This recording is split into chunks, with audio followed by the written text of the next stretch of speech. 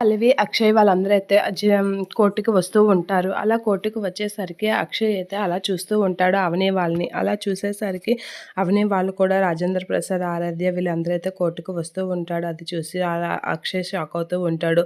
వీళ్ళతో మనకేంటమ్మా డిస్కషన్, పద లోపలికి వెళ్లి మాట్లాడుకుందాం అని చెప్పేసి అయితే అక్షయ్ పార్వతితో అంటూ ఉంటాడు. ఇక పార్వతి అయితే పార్వతి వాళ్ళైతే లోపలికి వెళ్తూ ఉంటే అవని అయితే అడ్డుపడుతూ ఉంటుంది. ఎందుకండి గొడవలు, అసలు మానేసుకునేది కాదు కదా! మనము ఎందుకు ఈ పరువు అవన్నీ ఇదిలో పెట్టుకోవడం అని చెప్పేసి అంటూ ఉంటుంది. మన ఇంటి పరువు ఆలోచించుకొని ఈ కేసు వాపస్ తీసుకోండి అని చెప్పేసి అయితే అవని అయితే అంటూ ఉంటుంది. లేదు, నేను ఒకసారి నిర్ణయం తీసుకున్నాక మారదు అనైతే అంటూ ఉంటుంది.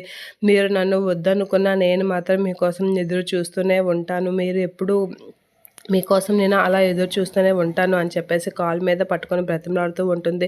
దయచేసి కేసు వాపస్ తీసుకోండి. మన ఇంటి పరువు గురించి, మన గురించి ఆలోచించండి. ఆరాధ్య జీవితం గురించి కూడా ఆలోచించండి అని చెప్పేసి అనేసరికి ఆరాధ్య అయితే వాళ్ళ అమ్మకాసి అలా చూస్తూ ఉంటుంది. ఇక అవని అయితే అలా అనేసరికి ఒక్కసారి నిర్ణయం తీసుకున్నాక వెనక్కి తిరిగే ఛాన్సే లేదు. ఏ నిర్ణయం తీసుకున్నా దాని మీద వెళ్తాను అని అక్షయ్ చాలా సీరియస్గా అంటూ ఉంటాడు. ఇక అవని అయితే పార్వతి కాల్ పట్టుకొని అత్తయ్య మీరైనా చెప్పండి అని అయితే పార్వతి కాల్ మీద కూడా పట్టుకొని రిక్వెస్ట్ చేస్తూ ఉంటుంది. అయితే పార్వతి అయితే వదులు అని చెప్పేసి అయితే వెనక్కి వెళ్ళిపోతూ ఉంటుంది. ఇక అవని అయితే ఎందుకండి ఇంత మొండిపట్టుగా ఉన్నారు అని చెప్పేసి అయితే చాలా ప్రాధాయపడుతూ ఉంటుంది.